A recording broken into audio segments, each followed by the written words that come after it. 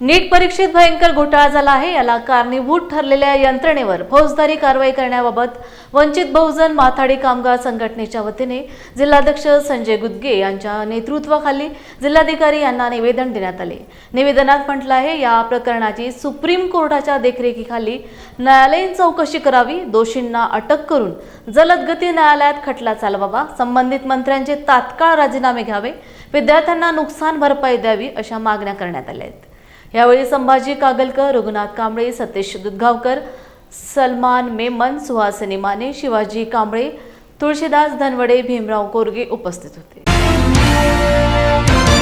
आज वंचित बहुजन माथाडी ट्रान्सपोर्ट व जनरल कामगार युनियनच्या वतीनं माननीय जिल्हाधिकारी कोल्हापूर यांना निवेदन देण्याचं कारण म्हणजे ही जे नीट परीक्षा होती, नीट परीक्षेमध्ये झालेला घोटाळा गैरव्यवहार बाहेर येण्यासाठी जे महाराष्ट्र सरकारने सीबीआय चौकशी जे नेमलेले आहेत, ते सीबीआय चौकशी न नेमता जे हायकोर्टचे जे न्यायालयीन कोर्ट असतील त्यांच्या वतीनं ही चौकशी व्हावी।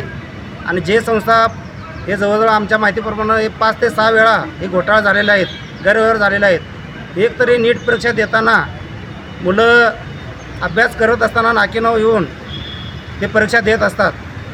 प्रत्येक विद्यार्थी अभ्यास करत असताना काहीतरी स्वप्न घेऊन परीक्षा देत असतो।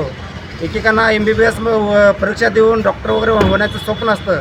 हे जे खाजगी संस्था वगैरे हे जे नेमलेले आहेत ते घोटाळे करून पैसे वगैरे, अकॅडमी वगैरे हे सगळे सामील करून हे सरकार यामध्ये सामील आहे का हे शंका येण्याची आता ते आम्हाला घेण्याची परिस्थिती निर्माण झालेली आहे। तरी या सेंट्रल गव्हर्नमेंटचं ही जे परीक्षा घेत असताना सेंट्रल गव्हर्नमेंटने जे नियम वगैरे पाळायला पाहिजे होते ते नियम पाळलेले नाहीत अशी आम्हाला दाट शक्यता वाटते।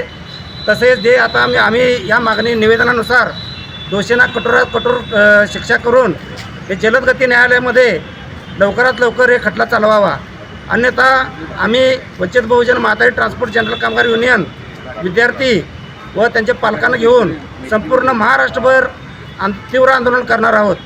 जर का लवकरात लवकर हे खटला नाही चालवला, दोषींना जर काय कारवाई नाही केली तर हे जे आंदोलन होतील त्याचे सर्व जबाबदार महाराष्ट्र सरकार व संबंधित अधिकारी यांच्यावर राहील। मी संजय गुदगे, कोल्हापूर जिल्हाध्यक्ष।